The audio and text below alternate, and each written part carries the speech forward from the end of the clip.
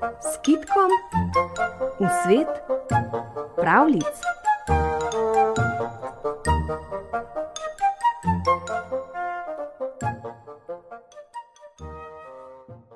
Kako je medved izgubil dolgo dlako? Karhun koreilemishalu. Harvoin karhu kiinnitti huomiota muotoseikkoihin ja ulkonaiseen koreuteen, mutta kerran sentään sattui hänen silminsä pistämään ketun turkin suuri kauneus. Hän tähysteli kauan kettua ja lausui vihdoin, "Kuoma, mistä sinä olet saanut näin korean puvun?"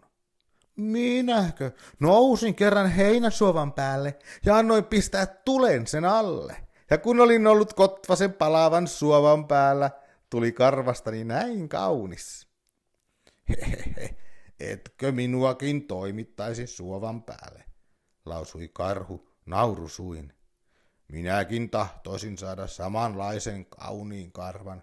Hyvin mielelläni, tuossa onkin heinäsuova, hei muuta kuin mennään sen luo. Ja sinä nouset sen päälle ja minä pistän tulen alle." Mennään, Veikkonen, innosteli karhu. Mentiin heinäsuovan luo. Karhu kömpi sen päälle ja kettu pisti tulen alle.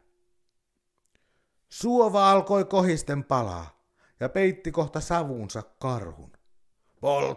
Polttaa, huusi karhu savun keskeltä. "Älä, Veikkonen, luuletko sinä, että niin pian ja niin vähällä vaivalla kauniiksi tullaan? Kestä vain vielä."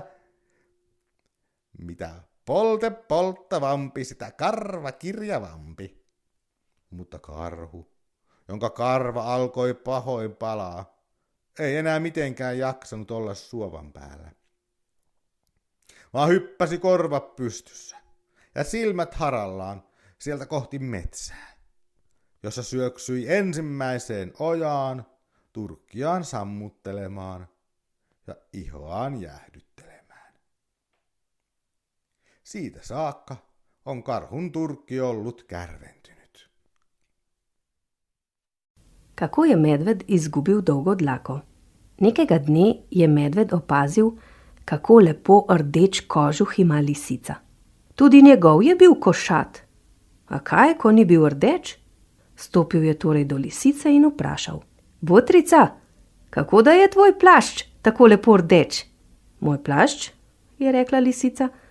"No, zlezla sem na kopo sena, prijatelji so jo od spodaj malo podžgali in tako je moj plašč zagorel in je še danes zelo lepo rdeč. Tako sem ga dobila." "Krasno, Botrica," je rekel medved. "Potem mi lahko pomagaš? Veš, kje je kakšna kopa sena?" "Ravno tam čez polje," je rekla lisica in si ni mogla kaj, da se ne bi smejala. In sta šla in je medved res zlezel na kopo sena in je še priganjal lisico. "Dajmo, Botrica, podžgi!" Lisica je zanetila ogenj in medved ga je kaj hitro začutil. "Peče, Botrica, kako peče," je rekel. "Naj skočim dol?" "Ne, počakaj še malo, saj vidiš, da nisi še gotov," je rekla lisica. Takrat pa je zapihal veter. Ogenj se je razplamtel in medvedu posmodil vso prekrasno dolgo dlako. Skočil je s kope in zdirjal v potok. "Čakaj, le čakaj," je klical za lisico. "Te že dobim!" A lisice ni bilo nikjer več. Medvedov kožuh pa je od tedaj temen in grob, kot da je ves osmojen.